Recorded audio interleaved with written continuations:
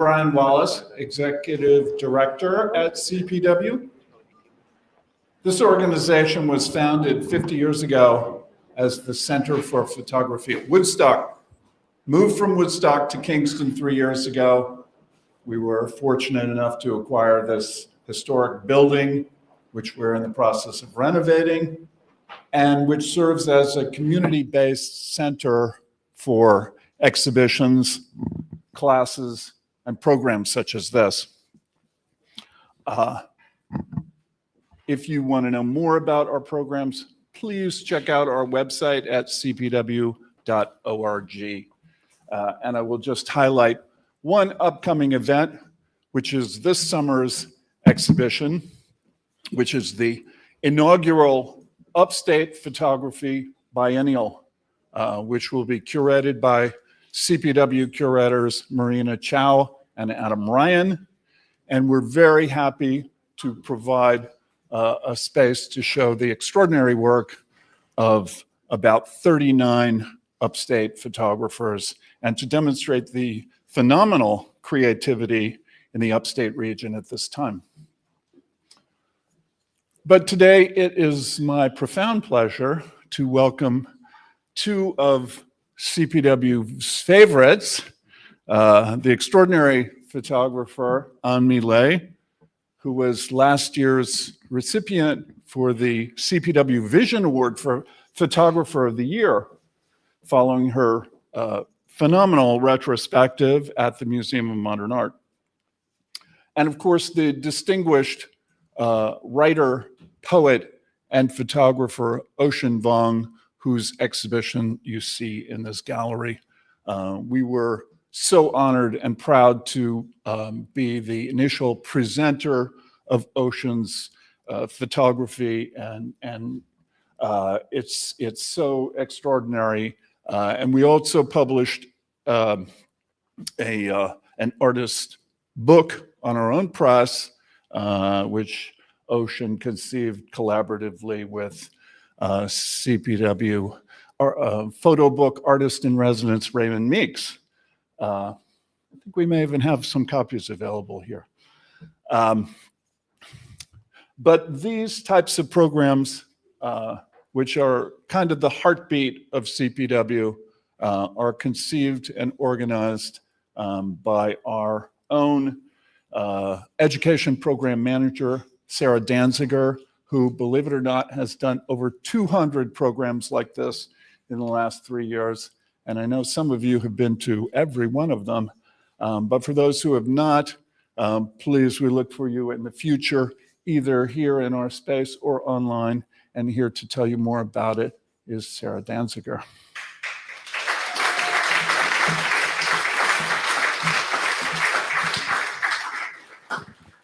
Hi, everyone, and thank you, Brian. As he mentioned, we recently expanded our public programming to include a new conversation series, which we inaugurated last fall with Raheem Fortune and scholar Nicole R. Fleetwood. This afternoon, we're thrilled to present the third conversation of this particular rotation season, featuring Ocean Vuong and An-mi Lei. Award-winning poet, novelist, and essayist Ocean Vuong has emerged as one of the defining voices of his generation, an artist who renders soulful, nuanced representation of the immigrant working class experience in America. With this initial exhibition of his photographs, Vuong extends his deeply personal vision beyond the written word, revealing how his storytelling finds new expression through images. Born in Ho Chi Minh City in 1988 and raised in a working-class Vietnamese American family in Hartford, Connecticut, Vuong draws on the intergenerational experiences of diaspora that followed the Vietnam War, known as in Vuong's native country as the Vietnamese Resistance War against America. Although Vuong has long made photographs, often turning to them in the process of writing, this marks the first time his visual work is being presented publicly. His images, ranging from fluorescent pink lit nail salons to quiet domestic interiors, capture the textures of immigrant and working class life in America with rare tenderness, offering a profoundly personal meditation on loss, survival, and belonging. This presentation centers on an up-close body of photographs of his younger brother, taken as the two navigated grief, care, and renewal following their mother's death. We are thrilled to have Anmi Lay here today to discuss this body of work with Ocean. Her practice often explores themes of deception and simulation, particularly as they relate to the military and the landscape. In her early black and white series, Small Wars, she photographed Vietnam War reenactors staging mock combat in the faux jungles of Virginia. More recently, her 2023 exhibition, Between Two Rivers, at the Museum of Modern Art in New York, presented a 30-year retrospective spanning film, textiles, and sculpture.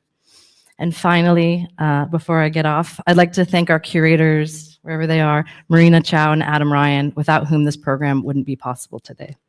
So please join me in giving Ocean and Anmi a warm welcome.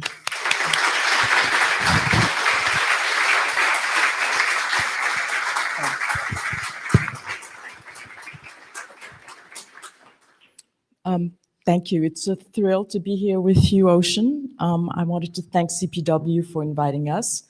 It seems that since the time we met, we have been having this long conversation about being Vietnamese American, about photography, about our mothers, about literature and poetry.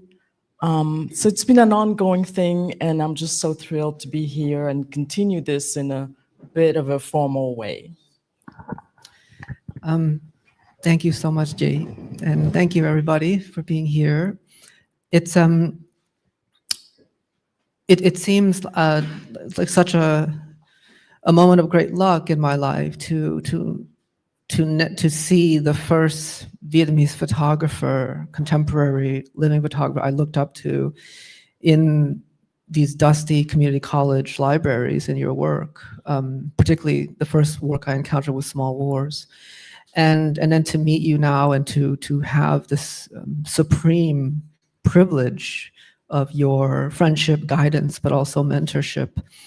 It feels like I'm kind of I'm living this fantasy. And I think, I tell my students, like the greatest gift of the artist's life is to continue to make. Sometimes you have to work while you make, and sometimes you get to make while you make. Most times you have to steal time to make. And so I feel kind of like a thief of time. And I never thought that all this thievery would lead me to my heroes. So thank you so much for being here and for making my work possible in many ways. Cảm ơn chị. I have just 6 images because I know there's a lot of images in the room. So I'll just go through a little preamble of my relationship to the image and photography, and then we'll talk. This photo was taken in 2007, right before the lead up to Obama's election. It was also taken on my friend's borrowed Nikon, which is also the camera that I used to take the early nail salon series. I go back to this self-portrait a lot because, you know, in my head, in my mind, even when I'm smiling and laughing, this is the face I have when I look at this country. This is how, you know, this kind of baffled, bewildered, questing look, and I'm haunted by this look, and this moment occurred before I'd written any poems worth publishing, you know, and I had just come out, therefore the rainbow earrings, trying to show myself. So it's in the threshold of youth and adulthood, and the beautiful thing about the camera is that there's so much impulsiveness in clicking that shutter. It takes, I think, a lot of courage to do so at times, but if you have enough to press that shutter, the camera says yes to whatever's in the frame, even when you are not ready to say yes to yourself or the world. And that dynamism is something I'm really interested in as an artist, because it's very unlike writing. Writing is very laborious, and you labor over the clauses, you erase mid-sentence. So the sentence comes through a lot of doubt, a lot of reconsideration. But the camera, there's something democratic about that frame, and it captures things that I, even in the moment, fail to see. I see more in the photograph than I do with my head and my eyes. And so I think about this moment as me on the threshold of youth and adulthood, but also the threshold of understanding what the medium really is.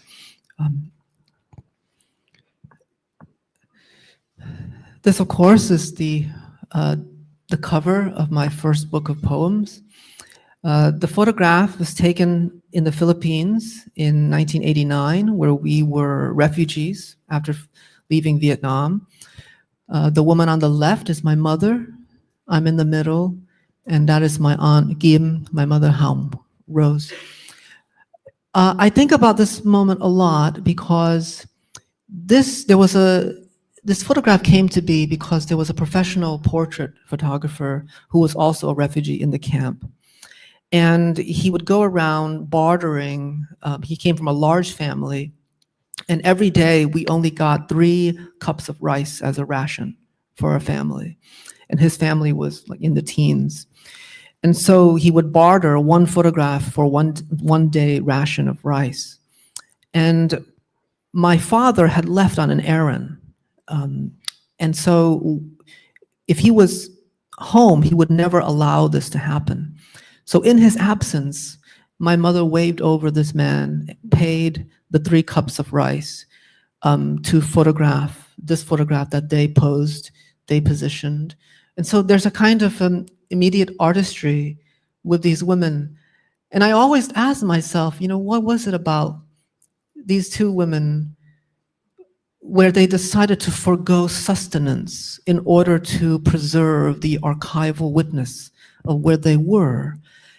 And at the heart of this is a kind of treatise of my own artistic endeavor, in that they knew it was not a triumphant place to photograph. This is a tin shack quartered in 4, not unlike a hog's pen, if you've seen them, built by the Red Cross. There's a face in the back, that's another family going in and out, so there's no privacy. This is not really a final destination. This is a liminal space. And yet, the position, the composition, the sort of contrived touch of the hands, the order makes it feel so regal to me. And I thought, gosh, how did they knew that?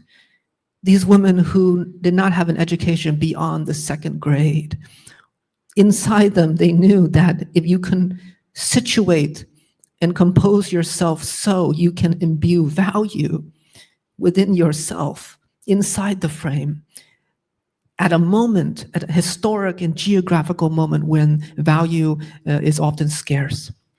So right away, we have the beginning of mythology as composed by the photograph. On the back of this photograph was a letter that they wrote to the family back in Vietnam. And I love that too, because the photograph was also proof of life.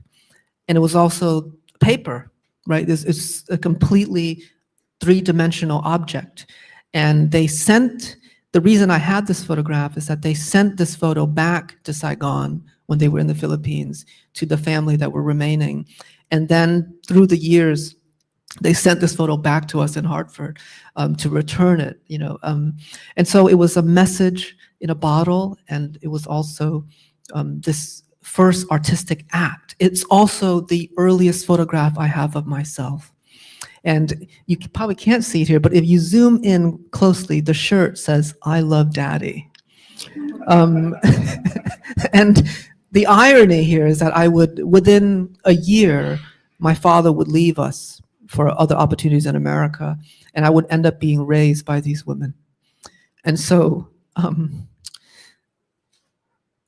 the women who decided to preserve our bodies in time would also be the one that raised me, gave me my imagination. So this is kind of like an ars poetica, it's supercharged. Why I had this as my debut was that, as many Vietnamese Americans would know, when I was trying to understand myself and my history, I remember being in 8th grade, 13 years old, looking at the early moments of Wikipedia, clicking through the Vietnam War.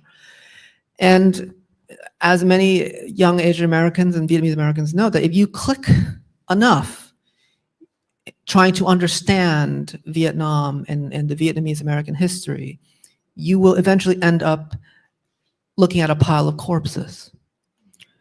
And there's something that happens to your imagination when the Vietnamese body, the body that you associate with, the bodies that you see your own face within, traffics predominantly as a corpse.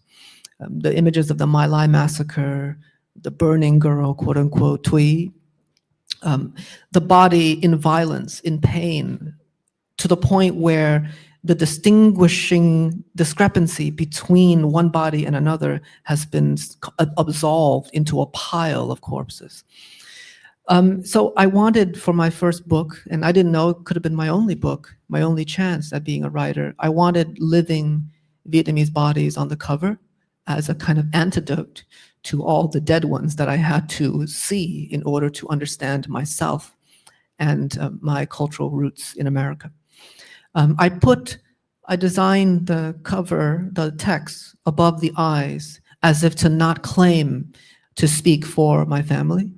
It's important for me as an artist, both in the image work and in text, to say that I am inspired by these bodies, but I do not speak for them. I don't think I have the right to speak for them. Everybody should have the dignity of telling their own stories, and if they choose not to, they should be allowed to take it to their graves, as many of my family have. So this is kind of symbolic gesture to say this is my rendition of this history, but it is not the ultimate representation of it. Ocean, do you think, I love everything you've said and it's so inspiring. Do you think I could ask you some questions Yes, as please. we are looking at the pictures so Please. we don't have to go back? Yeah. So, I mean, you're multi-talented, you have incredible ways with words and images, photography, writing. I'm a visual person, and I think I experience things and I feel that a photograph is required.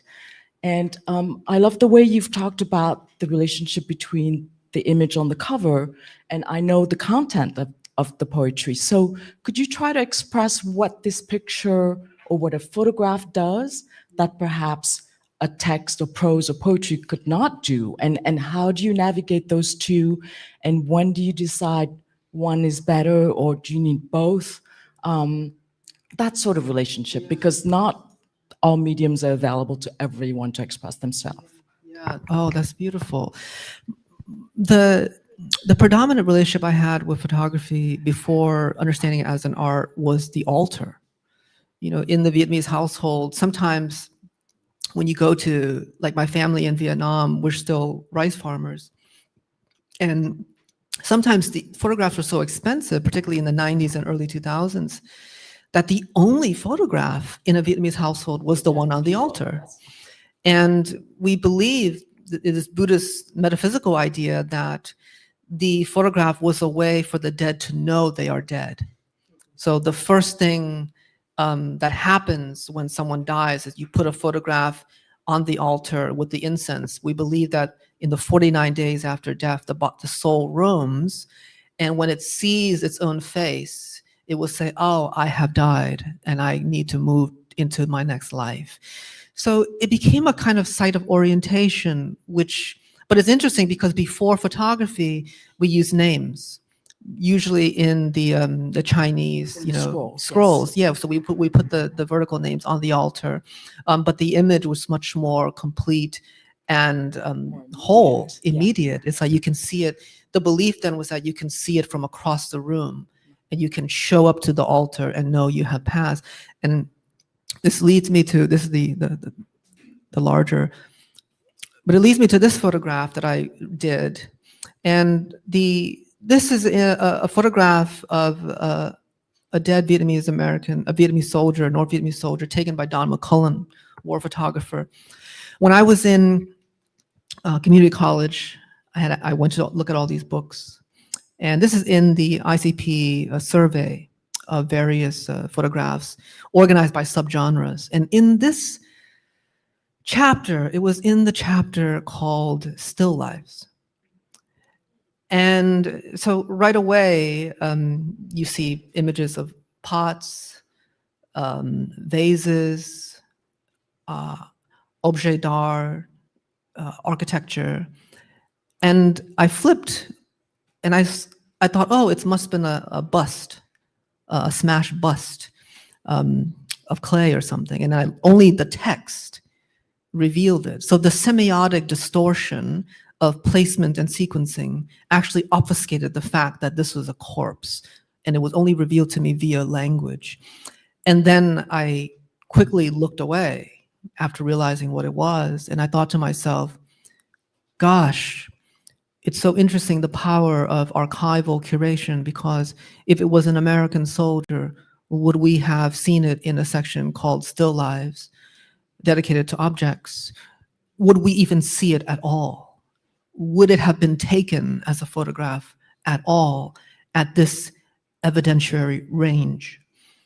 And I later reordered that book many years later, and I created a ceremony using the Vietnamese cultural use of photography. So this is a photograph of a funereal ceremony. So the incense is burning, there's an offer, and I've chanted Buddhist sutras in front of the Buddha in my backyard, calling for this soul, this unknown soul, to come. So through intention, we believe that the metaphysics would still, the soul would recognize itself and usher itself towards its rebirth.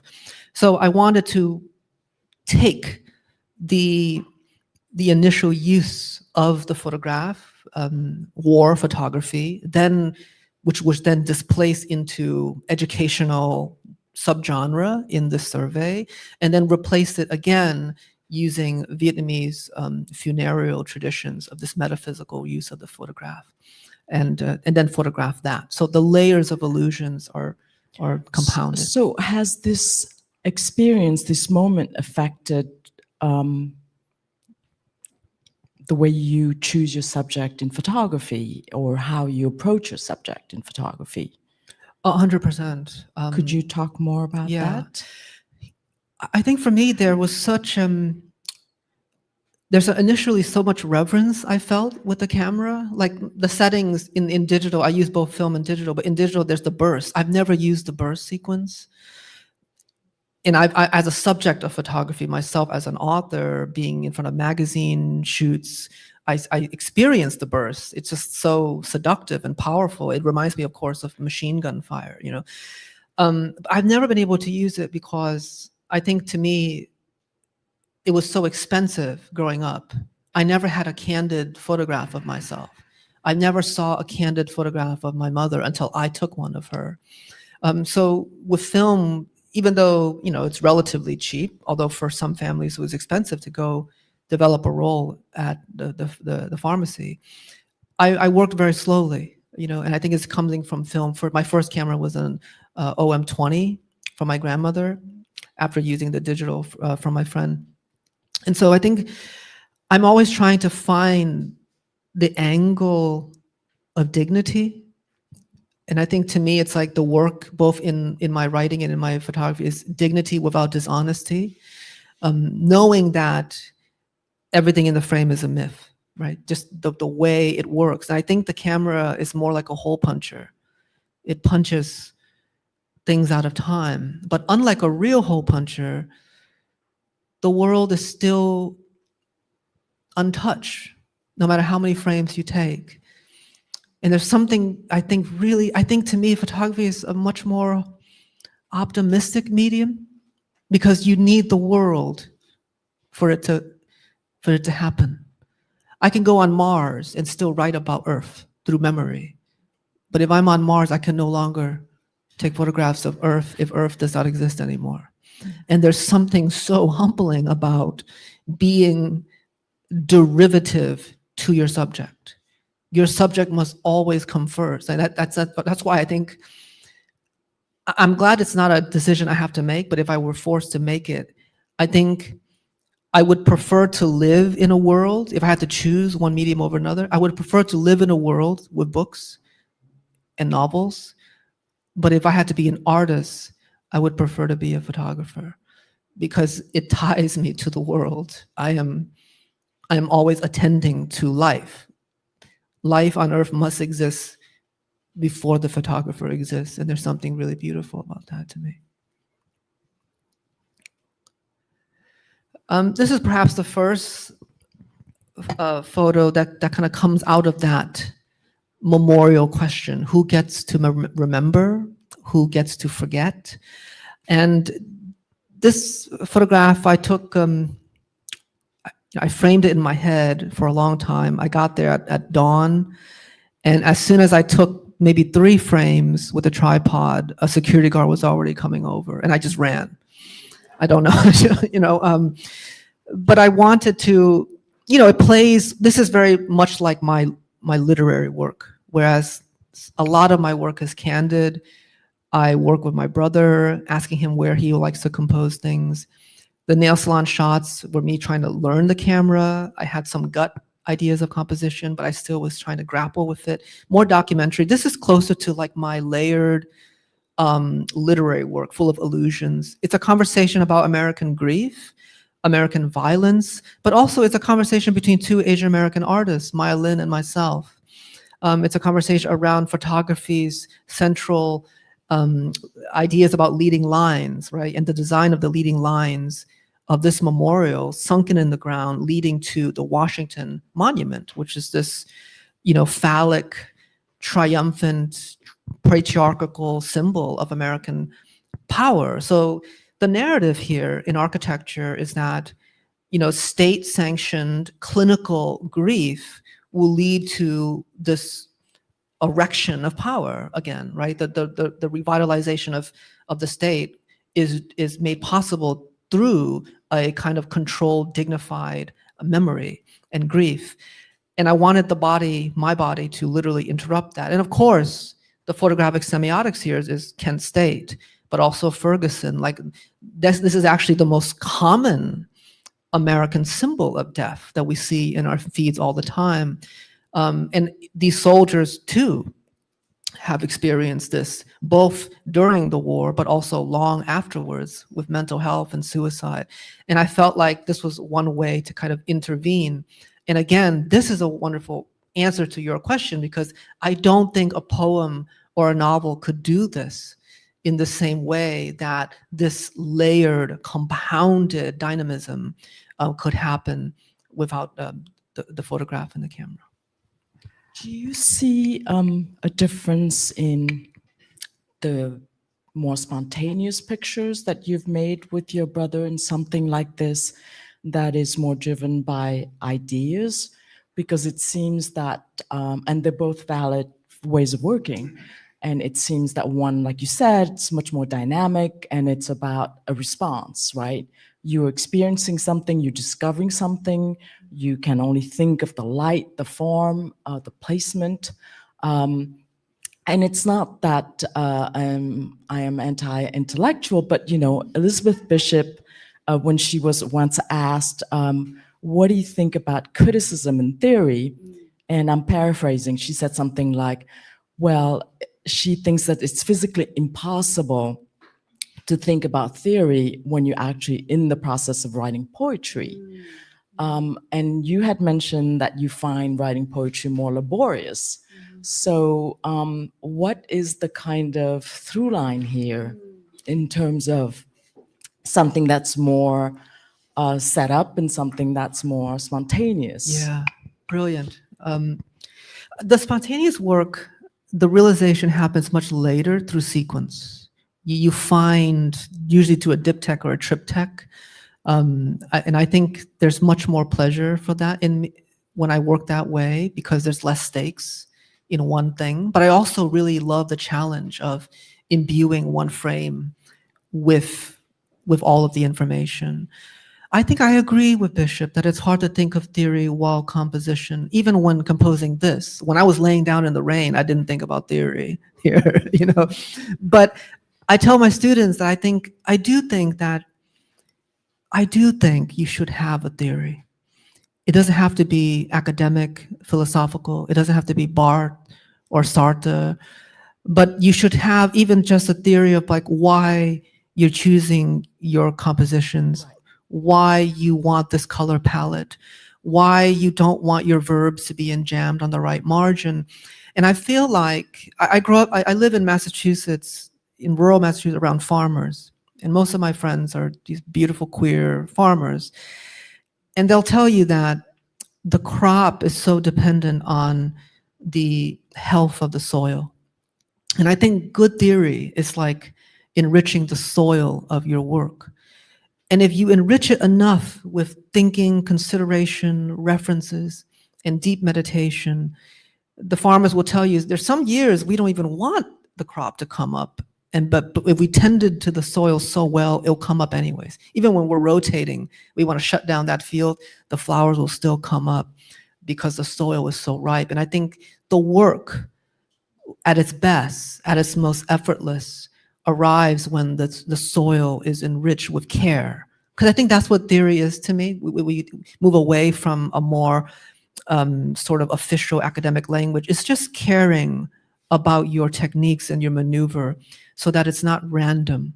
You know, everything else is random, but deliberateness. Even if there's a lot to discover in that process. Like, Absolutely. there's a lot of jazz improv that happens. Yeah. But having a North Star based on theory at least gives you a kind of inevitability to the work, where the work actually starts to flow out of that ground. Other than that, it's almost like if you don't have that, if you have bad soil, it's like jamming plastic flowers into the soil. Absolutely. And we've seen a lot of that work. You know that work when you see it, and it's not sustainable. Yeah. I mean, I tell my students to think before they go out and photograph. And that's when they decide where to go, how to do it, what it's about. But I think once you're out photographing, there's a kind of flow state that you get into where it's really about paying attention to the experience and giving yourself over and being surprised as well. And then thinking afterwards. Of course, the editing process is so important. You realize things because you realize that you've grown. The photograph is a capture of a moment in time, but your cells, your spirit has grown, and your relationship to the moment where you fire the shutter is different. And that has been really strange. I still don't understand how that works. I'm curious if you have more clarity on that, like that moment where sometimes the distance between firing the shutter and seeing the image, even though it's just like a month away when it's developed, seems like decades to me. Yeah. Well, it comes back to our discussion about the view camera, right? Because with the view camera, you can't hold the camera to your eyes as you're working. And so for me, what I see and what I experience is exactly what I want my camera to do. So I used to think that I get into the flow state when I'm under the dark cloth looking at the viewfinder, but I don't. It's like a piece of furniture. So I figure out exactly where I want the camera to be because of my positioning. And so it's emotional, it's physical, and then I place my camera there and I look through and make the small changes. And so, of course, you know, things change as you frame, people move, and so you still have to keep track of what goes on. And then I've been to Vietnam and photographing for months and not look at my work, and I think that actually helps because you have perspective and you start seeing surprises that you think maybe were failures. And so the disjunction in what you see and what you photograph, or when you look at the work later, it's all part of the mystery of the experience of being a photographer. And the view camera preparation, I imagine, is something very akin to preparation of the soil. You know, have you ever spent a lot of time composing the frame and then get to the shutter firing and then say, no, it's not it, and reposition? Sure. Yeah. Sure. Yeah. But I think that I know myself well enough that sometimes even when I think, oh, it's not working, there's still hope that eventually when I edit, it actually did work out. And there are many things that I've kind of disregarded and not even remember making. And Oh then my looking at the God, contact sheet, yeah. or John would look at the contact sheet and say, hey, that's terrific. Why is that not, you know? Wow, And then yeah. you look again. So it's a really mysterious and interesting I process. love what you said there. Are you saying that even when you get to you're about to fire and you say, this, I'm not happy with this, but you fire anyway, knowing. Because it's just a sheet of film. And so beautiful. Friedlander has said, and I feel so bad for you when you said you didn't have enough money to have a lot of film. Lee Friedlander is known for having said, you photograph to see what it might look like on film. Yeah. So just do it. Yeah. It's just a frame.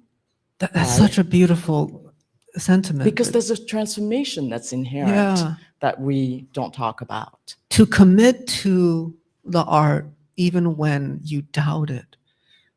It reminds me of what, you know, when I met Nan Golden, she said something very similar, and she said she was photographing me for a magazine, and we were just our conversation got really philosophical because she would take like one frame every 4 minutes and then just chain smoke the whole time. Right.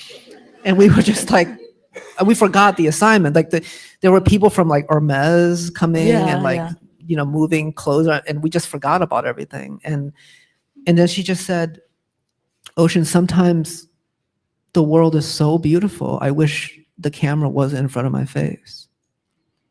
Yeah. And it's one of those moments like, oh, wow, like here's a woman who's like, that's her whole artistic life, and she so willingly could forsake it. And it leads me to this frame here. This frame really haunts me. It's just like this is like early on in the process of my brother moving in with me. And we're going on a bike ride, and I photograph all the time. My camera's on my kitchen table. So we're going on this little bike ride.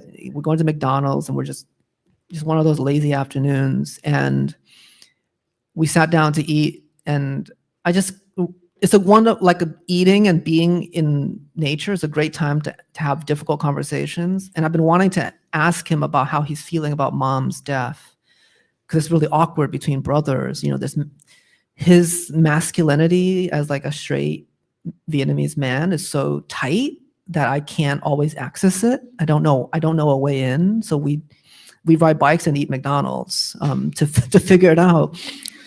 But I asked him, he took one bite, and I asked him, do you see Mom in your dreams anymore?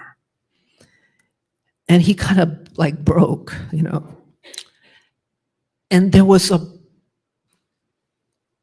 a perfect frame, but I couldn't bring myself to take it. And I think about that all the time, because the artist in me said, gosh, there was that frame.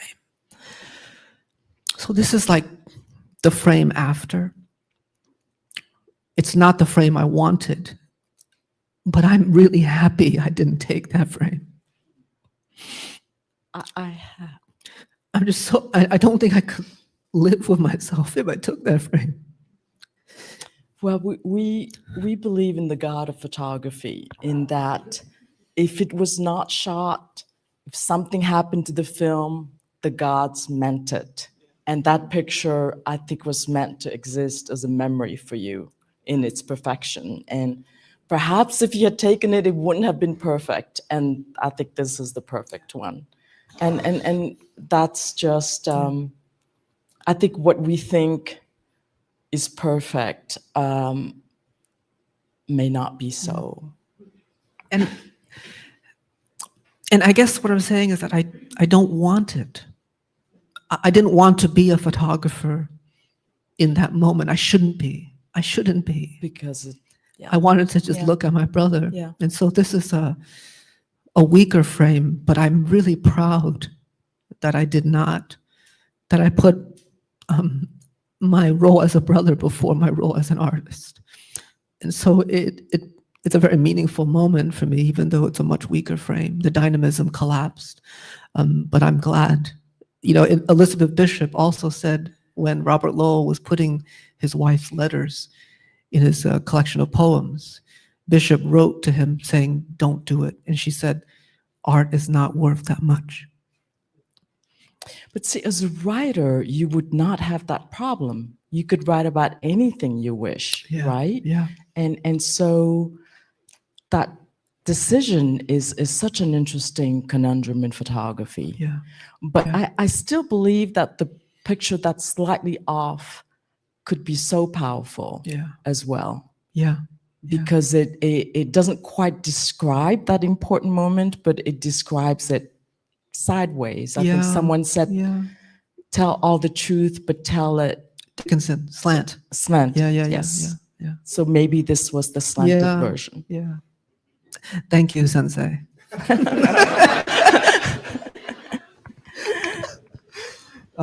But yeah, that's the last frame in this show.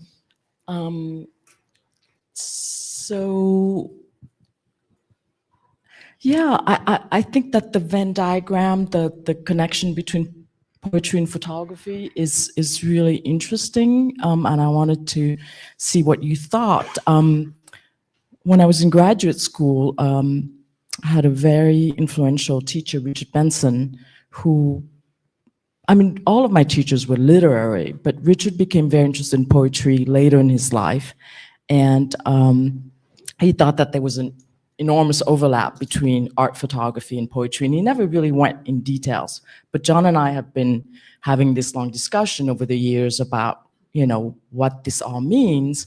And I'm distilling here. Heidegger, in some of his works, has written about various mediums, and he seems to think that poetry might be the most noble because it comes out of a degraded substance, you know, words and things that may be used for not necessarily higher art. And in a way, could photography hold the same place? Because it's about the facts of life, it's about important things, not important things.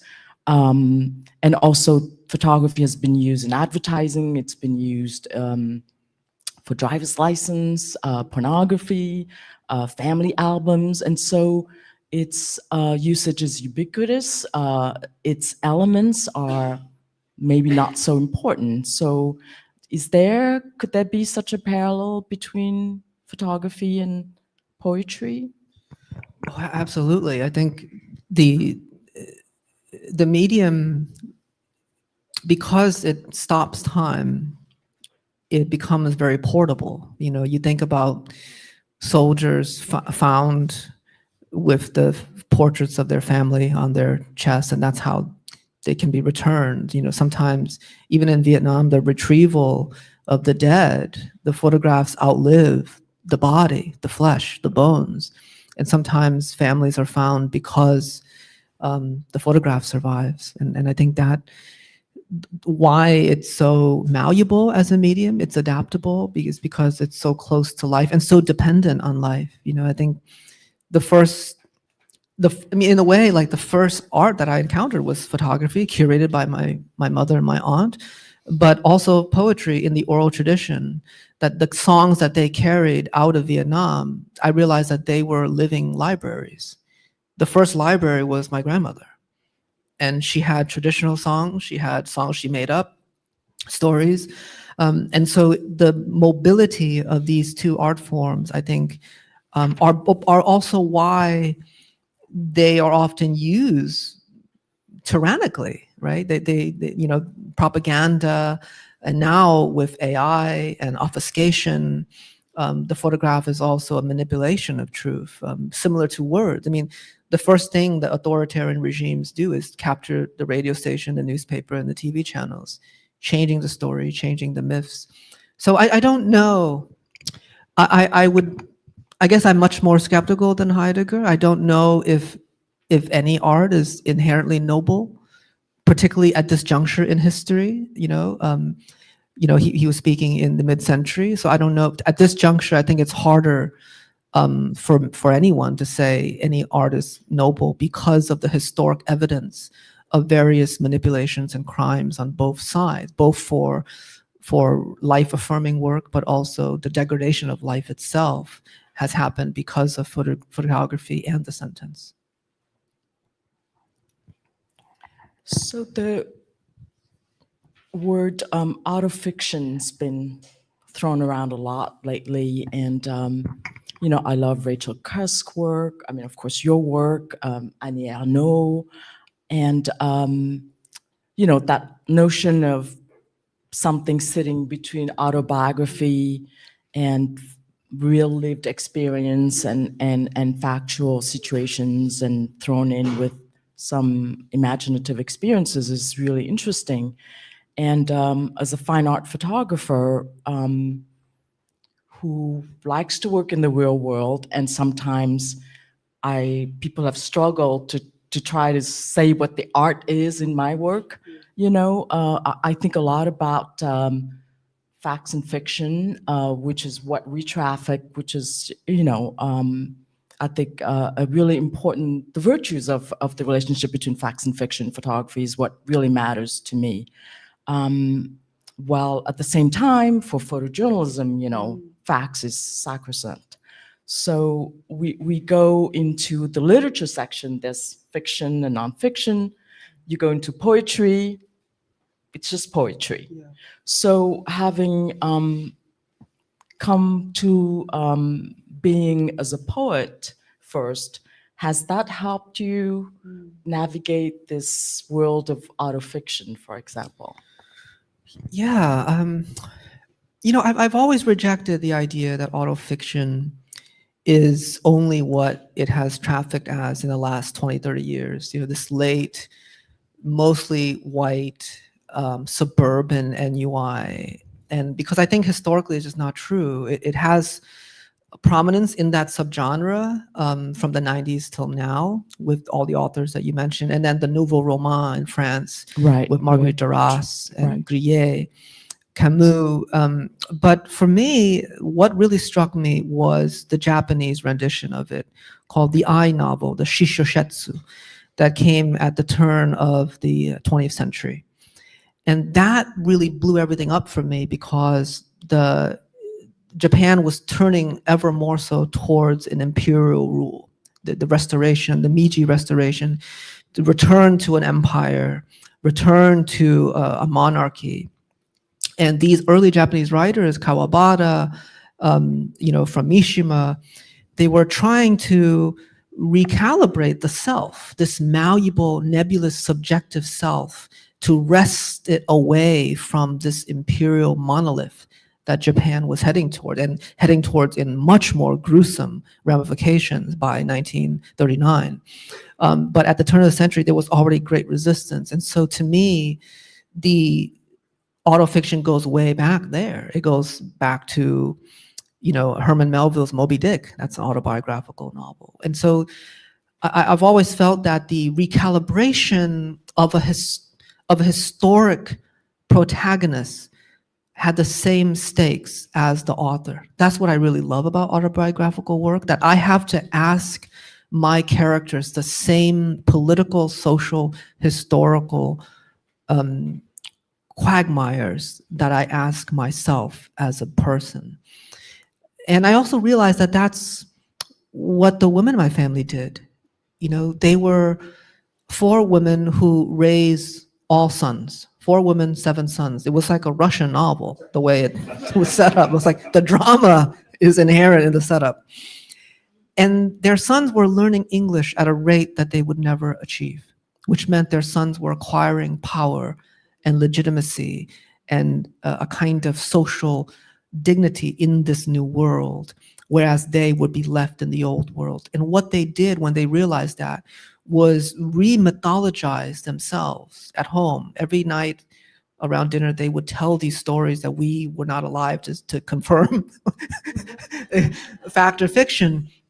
And I realized that these women were using autofiction in a higher stakes than I would ever participate in, because they weren't doing it to be a novelist with an author photo, to get a contract and teach at a school. They were creating autofiction in order to redignify their matriarchy in a patriarchal country wherein they knew their sons were slipping away from them.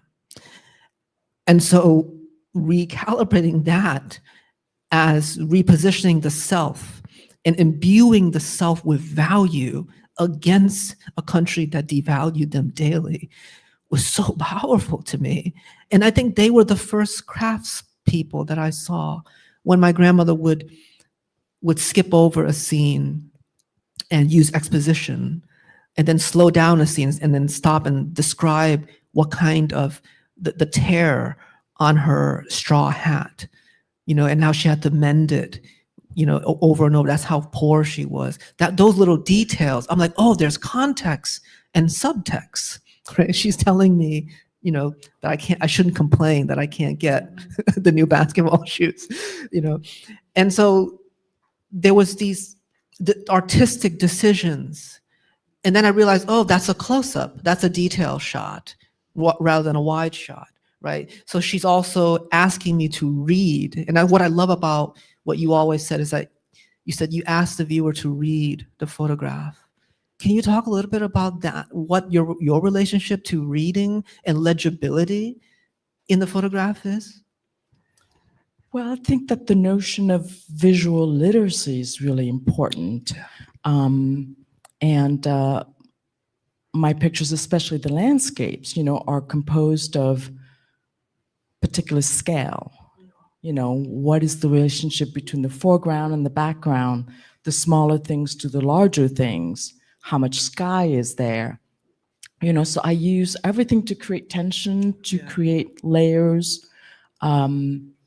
There's always a central idea, but I try not to make it obvious. I think one of my fears is to be too obvious, so I try to pack it with other things that may distract one from the main idea. But so there's a kind of reading, and I hope that people spend enough time standing to try to decipher everything, and eventually also think about what's not in the picture because of all the information that was provided. So that's sort of what I'm interested in. And so the pictures do have to be printed at a particular scale, not huge, but a certain size, so you can actually kind of walk in and go through. I think a lot about landscape design when I talk to my students about how to photograph a landscape. And, it's about pulling a viewer in, and where do you take them? Up the hill through Strawberry Field or down to the pond. And so it's important to kind of, use that kind of reading as well. That's so interesting. Yeah, because I think that's what I love about the photograph is that you can read it in parts. While simultaneously see it as a whole. And it reminds me of what the theorist Gayatri Spivak talks about when she says hermeneutic circles. That, the hermeneutic circles that you have to read, the meaning of a text compounds as the sentences accrue.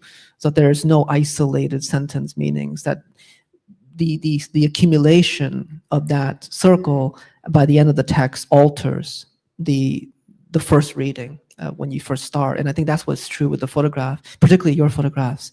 They compound in resonance the more I look at them, and also the parts and then the distances too, particularly at the MoMA show. Like I had to walk back and I go up to see something close up, and then I stand back and I see it as a whole. And hopefully you see something else. Yes. Yeah. But we're not here to talk about my work.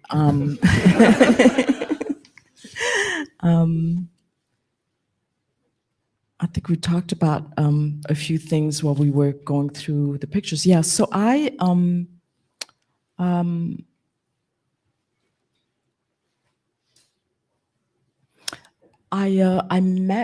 was invited to dinner and sat next to an American politician who had been a soldier in the war in Vietnam. And he says that these are the questions he often asks people that he's meeting for the first time. And it was a two-part question. What is your earliest memory? And what is your, do you remember when you're the moment when you became aware of a kind of political awakening, when you became aware of politics?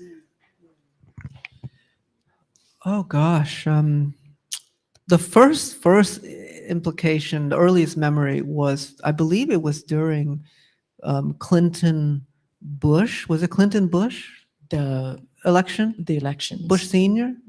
And I remember watching with my mother in Hartford in this tiny TV. And So how old were you? Do you remember? I must have been like 2 or 3. You know, it was a very early image.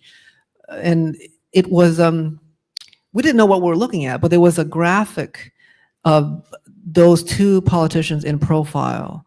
And then in retrospect, I realized it was a measurement of how much they lied, because their nose, the graphic was having who had a longer nose. Right. And it was warped through special effects that, you know, who had a longer nose based on, it was a political show. But then my mother was like, my mother knew it was a presidential election. And she said, it's a race. So whoever has the longest nose is the one who's going to be president. And it was a misunderstanding of the context, but the most accurate. She saw reality without the context. And I think that reading, right, of the image of my mother's misreading as being actually the reading into the truest undercurrent of the reality is something I think about often in politics. And that was like the first like innocuous moment. But the true one is probably around the same time I held the camera, 2006, 2007, leading up to the Obama elections, where, you know, we believed. It was the first time after the election when we were still drone striking children in the Middle East, when we had to bail out corporations that were quote unquote too big to fail. When I went to Occupy Wall Street after class at Brooklyn College, and I realized, it might not be just about the presidents. It might be about that this is a kind of empire. And I started to realize that I think if you put Bugs Bunny in that office, he'll be drone striking children in a week too. Like, it was the first time where I started to really question the apparatus and no longer the figures on the screen. And in fact, I wonder if the figures on the screen was a kind of misreading, an obfuscation of the reality. Is that I don't know how sustainable this is depending on who's in it. And maybe the obsession on the personalities is one way to distract us from the realities that this is a country built on roots soaked in blood. And so part of its death drive is its momentum, right? Where it's all headed. And so I think that was the first time I started to think about what a political and artistic conscience could look like. And interestingly enough, like when I went to Occupy Wall Street, when my students were protesting against the genocide, the ongoing genocide, when I went to their encampments to check in on them, just at NYU, I felt like it was my duty as a professor to make sure they were safe, they were not breaking laws, that they were taken care. I wanted to be a witness, so I checked in on them. I went to the encampments. And we always love to ask this question, like, what's art for? What's poetry for? You know, when the world's on fire, how self-indulgent to be in a museum. But when you go to this moment of political determined activism, the first thing I saw and the most dominant thing I saw in the encampments, as I did in Occupy Wall Street 15 years prior, was art. They were telling stories, they were painting, they were reciting poems, they were building murals. Like the impulse out of tragedy and crisis towards art goes even beyond theory. It's just a natural place to be. And I felt both really sad as a teacher, because I thought, gosh, they should be kids, they should be learning, they should be going on dates, and here they are putting their bodies on the line for their morality. And yet, the first thing that I felt also really proud of them. It's like, oh, maybe we did do a good job educating them as teachers, because the first thing they did was that they reclaimed art in their lives as a communal, shareable, healing prospect. And I left feeling really torn, but I left also feeling really hopeful. So in that same vein, you know, Thich Nhat Hanh has said that activism and acts of resistance is not necessarily about some sort of protest or self-righteous indignation, and it's more about mindfulness and some sort of getting to clarity. So in that sense, what sort of advice do you have for art students or young artists who are trying to be engaged and trying to respond to what's going on right now, which is really chaotic and upsetting, and it's like a really difficult time? Yeah, I loved Tai Tinatan's advice because he's emphasis on engaged Buddhism. And I think he foresaw what would happen to Buddhism in the West, that it would be repackaged as self-help, mindfulness, because mindfulness as it exists today in a hyper-commercialized context is, self-medication, calming yourself, finding peace. But what Tai Tinahan was talking about is mindfulness also extends not just to your breath, but like to your neighbors, to your family. Like, are you aware of how they're doing? Are you aware of who is most in need, who is most in danger in your community, your society? Like, that is Buddhism too. It's not just about follow the breath, listen to the birds, look at the sun, look at the sky. It's look at everything. And you actually fail in mindfulness if you no longer see the most needful parts of the community you belong in.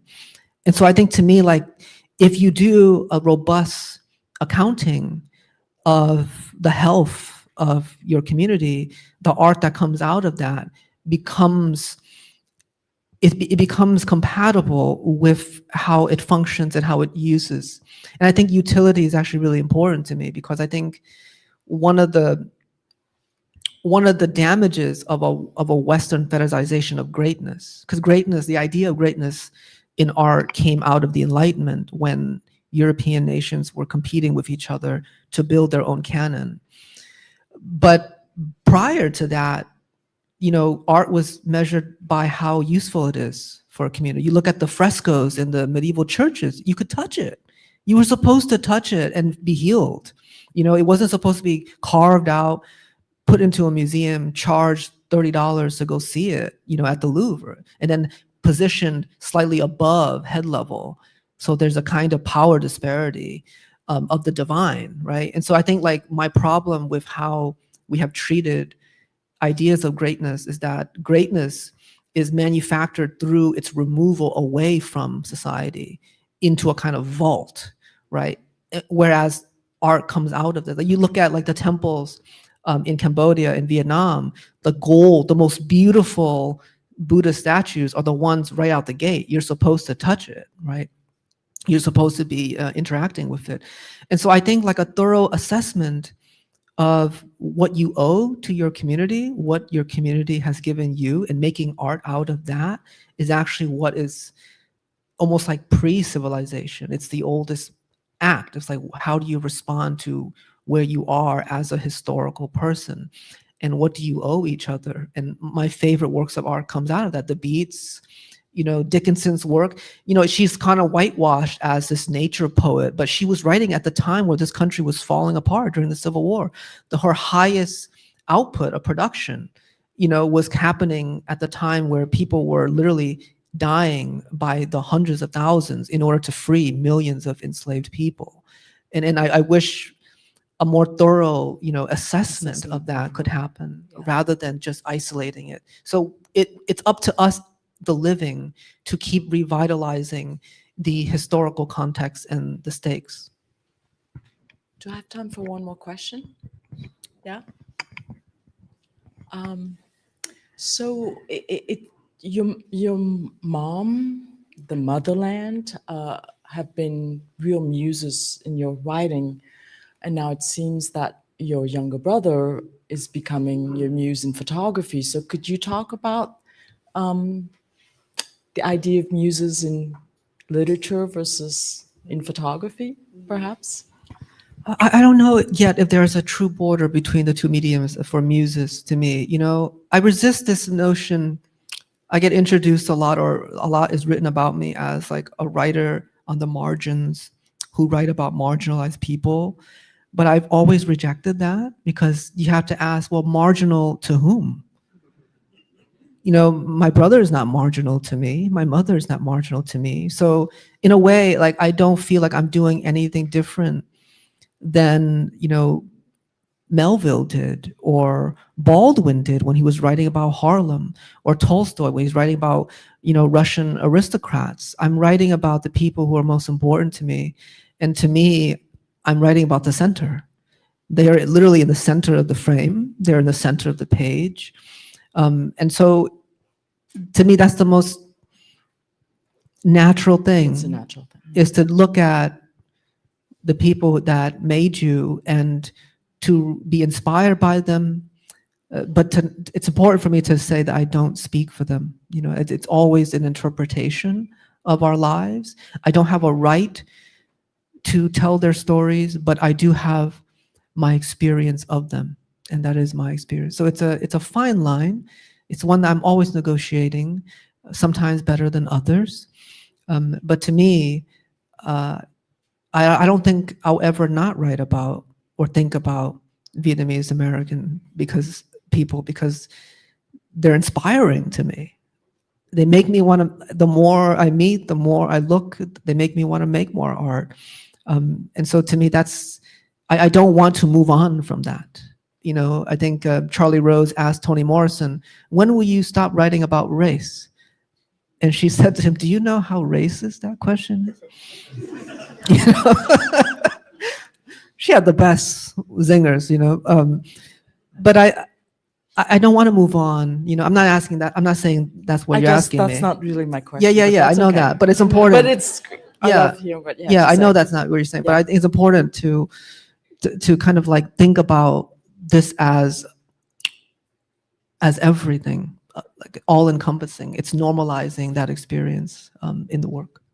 Well, I think that what ties the writing, one of the things that ties the writing to the photography for me is how well you and how complex you show this kind of intimacy that you have with them, and how they're part of your life and how it's complex, and it just comes through in the writing, in the photography, so well and so powerfully.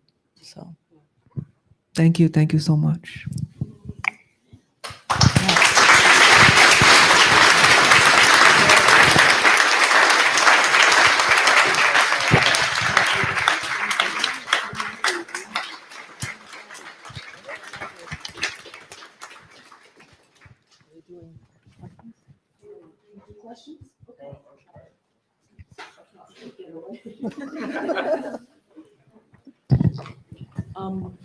Should we pass you the microphone? I think ideally someone would walk up and speak into the microphone just so everyone can hear. And I can share. Yeah.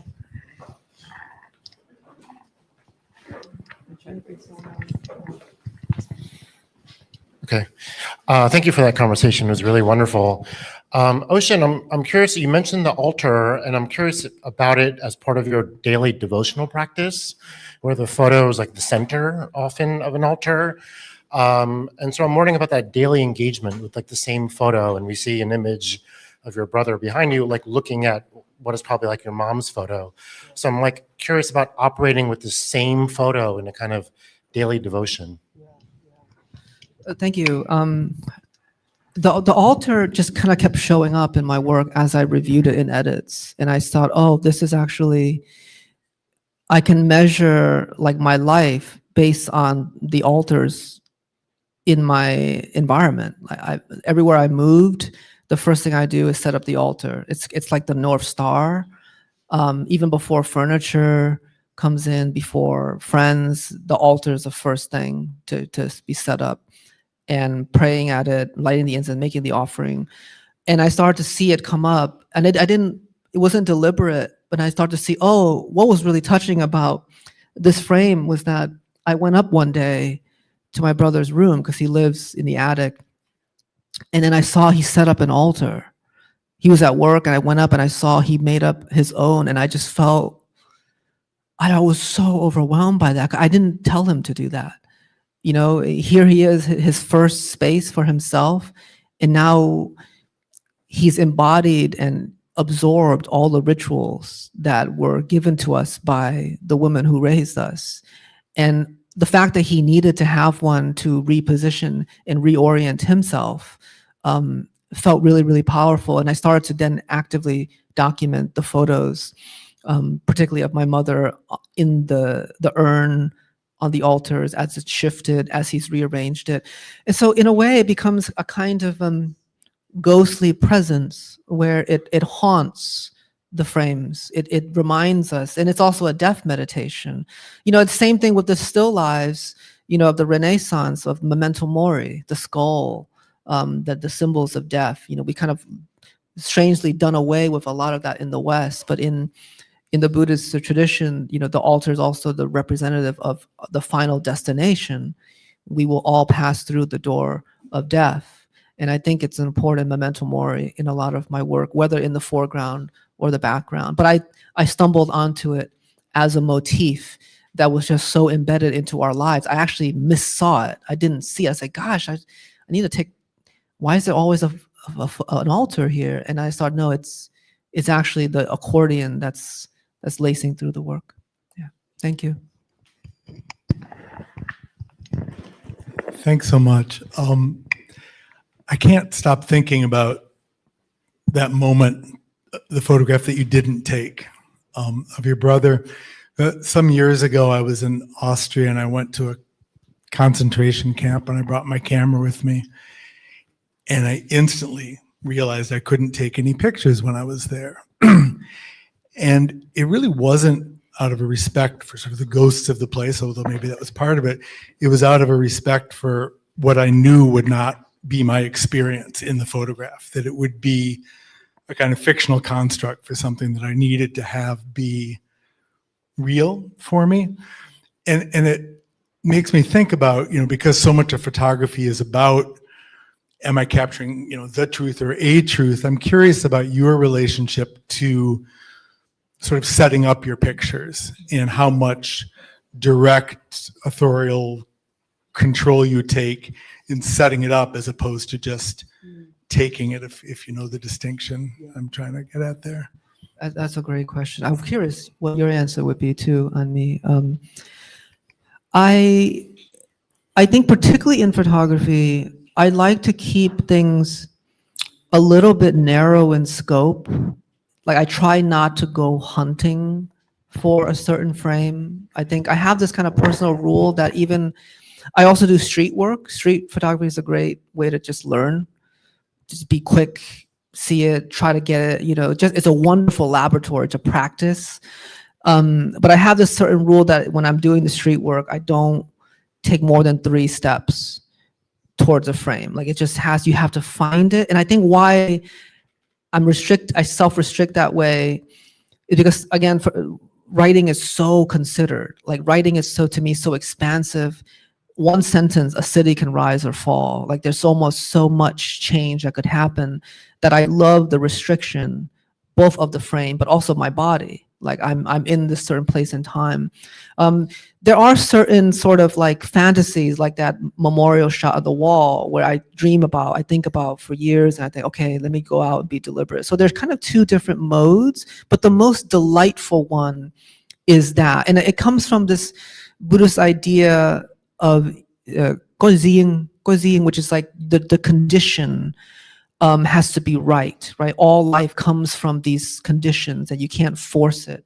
And so the work for me is to find the most potent frame inside the conditions that I've been given, get inside the situation and not fabricate it beyond what's there. So I feel most delight when I can see something, try to capture it within just 3 steps rather than be too contrived. Although I like that work too, that because it's more like directorial work, you know. And so when I work with my brother, I would give him kind of like assignments, but I don't pose him. I don't do anything micro because I think I know there's an ethical thing that I just don't want to break that. I want him to be completely himself. So I'll say something like, can you just dress in your best outfit? and then we'll just walk around and shoot. I want to shoot you in your best outfit, right? And then he'll come down in his best outfit, and it was just so delightful to see the pride, and we follow that. You know, the photo of the river there, you know, he get these migraines, and when my mom was alive, she would used to wrap his head and he with a bandage, and he would go sleep in a dark room for a while. And it was a hot day in Western Massachusetts, and we're gonna go by the river where we live. And he had a migraine. I said, maybe you just walk in the cool water, help your migraine. Took some Advil. And he just moved in maybe about a few months prior, and he came down. So that's not an American flag, it's a towel. It's just his towel. And we were just gonna hang out by the river. And when he came down with that and the towel, I said, okay, I'm gonna get the camera. This is no way. So sometimes you follow life. You know, you follow, and the myth comes afterwards, because, you know, this super potent, framed, almost, you know, American Gothic, you know, I was aware of all that, but it started because I saw my brother come down the stairs with all of his own intentions, and whether it's serendipitous or not, the potency was in recognizing that. So I tell my students too, like, so much of art is, like, the word poet, from the Greek is maker. You make everything. But I think a lot of art is actually about recognizing what's there. It's just slowing down and looking at life and saying, oh, I think we can make something by what's there. And similar with the frame, I try not to like go too wide and too far to hunt something. I like it most when I can just find it in front of me and then position the frame accordingly. Yeah, thank you. Hi. I wanted to know what advice both of you have for immigrant families. Like, my kids are in the third generation, but my parents, like, were never, like, not working, right? What we call in Cantonese, like, we're always looking for rice, meaning we're looking for shelter. And both parents basically never had imagery or letters from my grandparents, and themselves. I think my father, the first picture I have of my father is probably 18, and then it forwards to the age of 30. So while I got educated, it wasn't high education either. It wasn't like searching. So maybe at 30, I'm still learning about wars that happened in 1942 that I contextualized that affected them. So now I have children that I can't really share who they really were in that kind of contextual. It's not like that they weren't there. They only understand, 18 hours of work, but there's no letters. There's no photograph really to stitch. I mean, there's those two photos until they're older. So I just wanted to know, both of you, especially, and has like prolific archiving in doing your art, but I just wanted advice for that third generation that no longer had to do 18 hours and look for rice, and how do they document and how to find that history to tie up.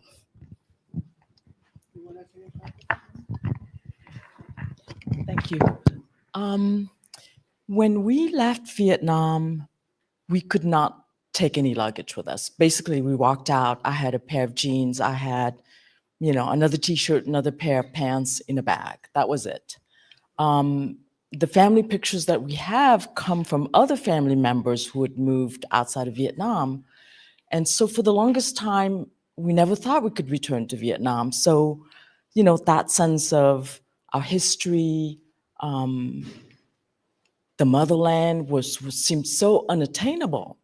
And so I think the first body of work that I consider my serious work is about going back to Vietnam when we renewed relations and trying to create this archive for myself. It wasn't quite clear to me what the motives were when I started, but that's what the subject became in the end. And so, stories I heard from my grandmother about what it was like to grow up in the North, I looked for those moments. Of course, it's contemporary Vietnam and it's very different, but you can still find echoes of those things. So I think that, you know, your kids will have self-determination, and with your support, they will recreate something and search for their origin story.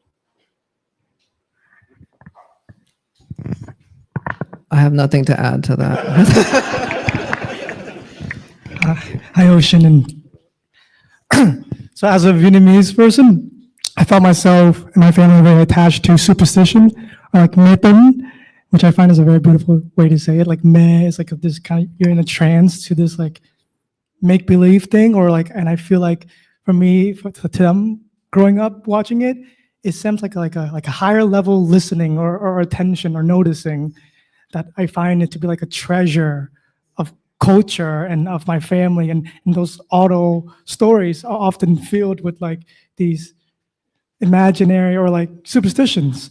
And for example, like one that I hold dear a lot is the altar. I have one in my apartment too, and when lighting up the altar, the incense is like the smoke is the trail for the, and you crack the door open so your loved ones can come in and eat with you. It's something so intimate, and the picture of it is so clear to me, and it makes so much sense, and I feel like it held me.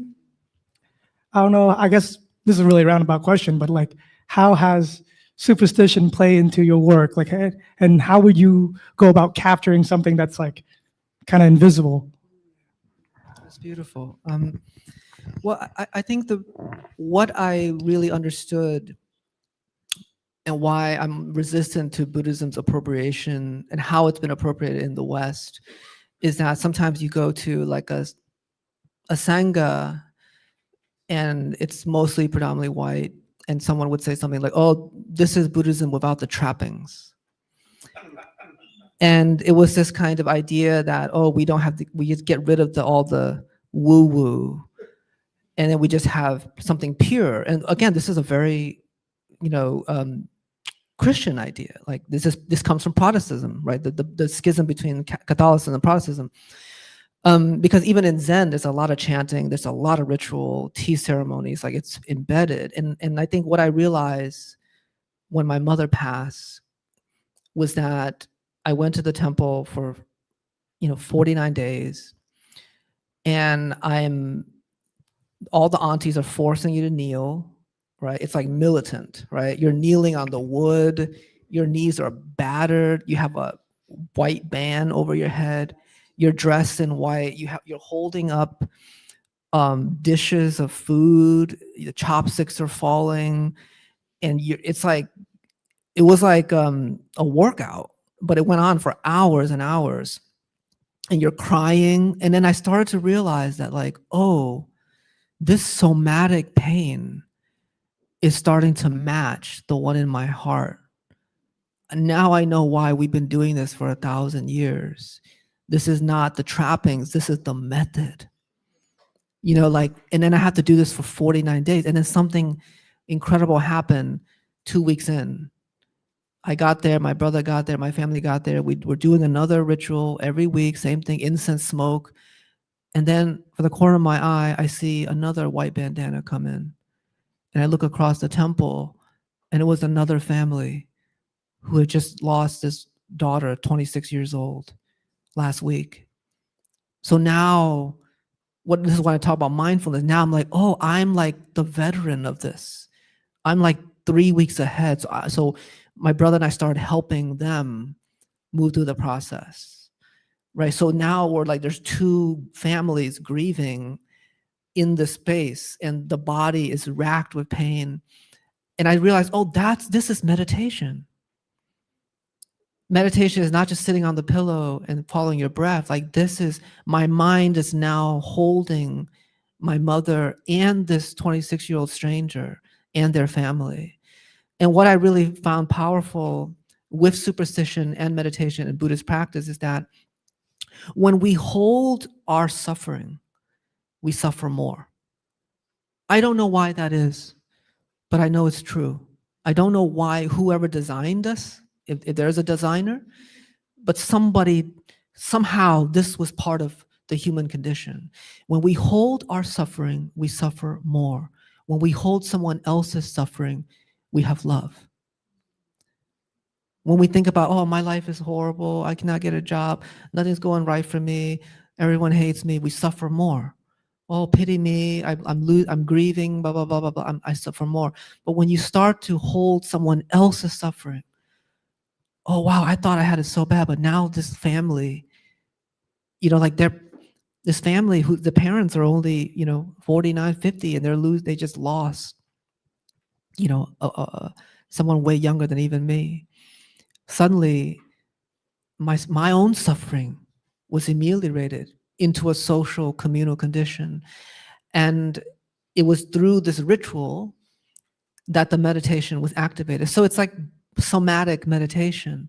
And I surrendered completely to it.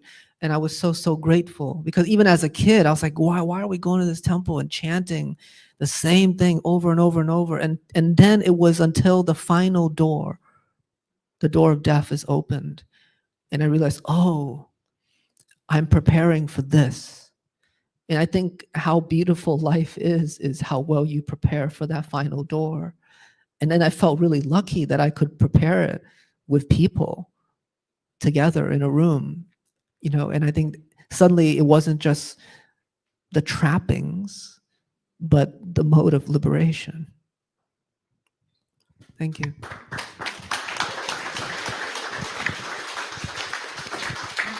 Two more questions. Hi. I really liked what you said about how you were writing from your center towards the end of the conversation.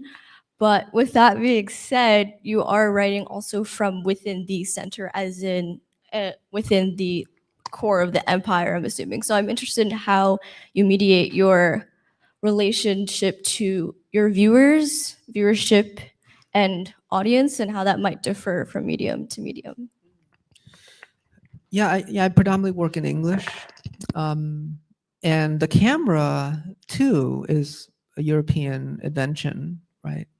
From Nipsey all the way, to the first major practitioners, Alexander Gardner, Bresson. I love what Vietnamese American scholar, filmmaker Trinh Minh Ha says. What she says, what I found really refreshing about what she said is that the camera, when you hold the camera, you're already culpable. There's no ethical purity, because it is a device invented to objectify people and things. There's no pure way about that. So picking up the camera, you're already in that tradition. You're already fraught. There's no divine binary, right? And I think sometimes in academia, particularly written academia, in American academia, there's this fantasy that there is a position of absolute purity, right? If you just get all your sources right, if there's enough peer review, then you can eventually arrive at an infallible position. And I question that, and I think for me, Trinh Minh Ha's insistence on the materiality and the historic materiality of the camera was actually really, really honest, and there is no way about it. And she says further that I do not write about, but I write beside. We have to. We're not one, ethnography. It was also why I reject this idea of representation. Representation is cheap, literally. A publisher could publish one author and say they represent everybody. But why should one person represent an entire group? There's a very sinister performance to representation. We don't ask Vonnegut and Hemingway to represent white men, right? So this idea that it could be a stand-in for everything. So I'm more interested in presence, and in any way that artists like myself and An-Mi could then inspire more presence, more stages, more voices, that would be deeply fulfilling to me. In terms of writing, I'm writing in English, which is a fraught language. It's filled with a history of crimes. It's also particularly for the African American tradition, which I owe so much, the only language, right? We think about folks coming through the Middle Passage and the arising of the early enslaved people's narratives of Frederick Douglass or Harriet Jacob, using this fraught language as testimony, which without it would not give us the horrible crimes of enslaved people in the South. And from there, warping it in the Harlem Renaissance, you know, from Gene Toomer to Langston Hughes, the Black Arts Movement to hip hop. All that too happened with English, and none of it happened with Standard English. So I think English is interesting because Standard English is a dialect. It's no more valid than AAV, Spanglish, regional Creole, or even inflected, quote unquote, broken Vietnamese. I love broken Vietnamese. I don't think it's broken at all. I think it's abundance. You know, I wouldn't want my aunt and my mother to speak anything else, because in that accent is history itself. You can say it's a failure to assimilate. I think it's a refusal, right? I wouldn't want them to speak Standard English. But Standard English is attached to an army, a military, a judicial system, and a constitution. And with that comes power. So to me, the working within English is this tussle. It's almost too late in history. And it's important for me, and I say to my students, to be careful with this. It's easy to say, oh, I condemn this language. It's the language of empire. But it's irresponsible to say this now after the Harlem Renaissance, the African American enslaved narratives, the Black Arts Movement, and the incredible innovation that happens with hip hop. It's too late. Day one, we could have said that, but with this much subversive, life-giving force that has been revitalized with English, it is irresponsible to condemn it outright, because the robust alternative that has happened in the tradition that came before us. In this sense, you know, the linearity of the innovation is deeply important. And as a practitioner, it's important for me to honor the possibility as well as the historical dark parts of the language. Thank you. That was a very complex and revealing answer, Ocean. I agree that writing English, the language, and photography have been colonial tools. But I believe that what you do with the tool, the use of the tool is what matters, right? And I think you've given examples as to what you can accomplish. But ultimately, when you talk about colonial empires and subjugation, you know, guns and money and weapons are so much more destructive than anything else. And I think probably we have the luxury to sit down and talk about the culpability of the English language and the culpability of photography, of the camera. But for me, that's a bit of a losing perspective, perhaps.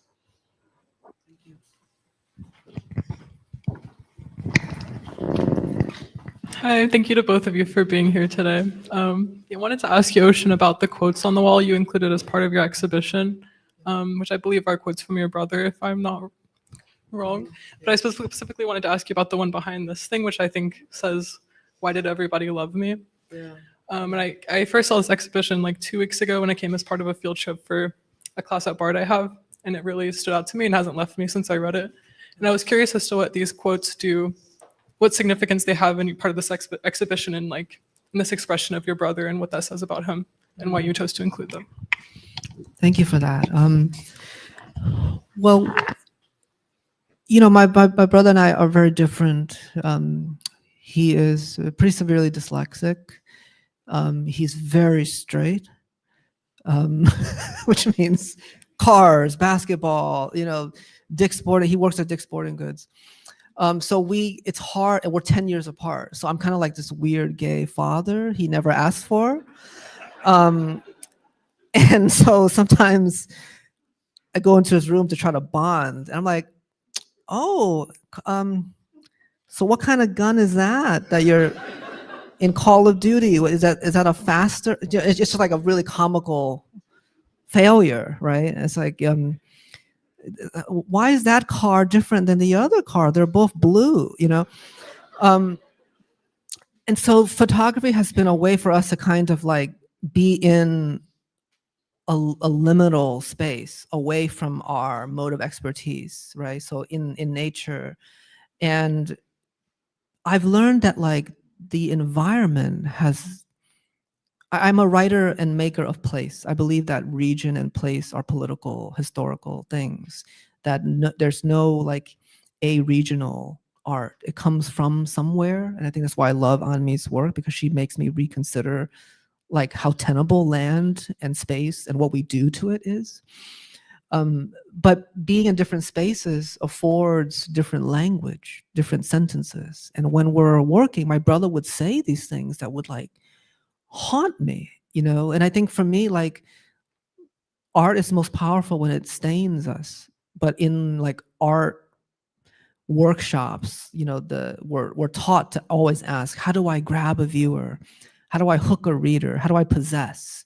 But I'm more interested in like, how do I stain and stay? And these words from my brother, I never even had to write them down. They're just completely embedded on the inside of my consciousness.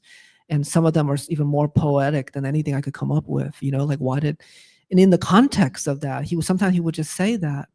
And they became like these koans, you know, and I wanted to carry his voice into this exhibition. And I wanted to use an exhibition as a three-dimensional space in a way that a book isn't. So it's off now, but you know, my father's voice is also on a loop singing Tan Pho Buong, which is a song lamenting a lost city in Vietnam that when you can no longer come through the diaspora. So his voice, so the double meaning of Sống, to live, and song is there. But I also wanted to carry his words and have his words float above, so that I'm not, again, I'm very conscious about not being the only one speaking and not having my language be the determining factor. It's always a central factor because I am the maker. I acknowledge that. But an exhibition and photography affords a kind of communal placement in this. So I'm always asking how much of my family can I bring along and how much space I can have for them. And this is through Marina Chow's, the curator's beautiful encouragement, because I had these words and she's like, oh, we just did an exhibition where we had quotes and poems floating. Like, would you have your own poems float around, or do you have quotes? And I thought, oh, in fact, like my brother's words are always floating in my head. So maybe I can make the wall be representative of a kind of consciousness. Yeah. Thank you so much. Thank you.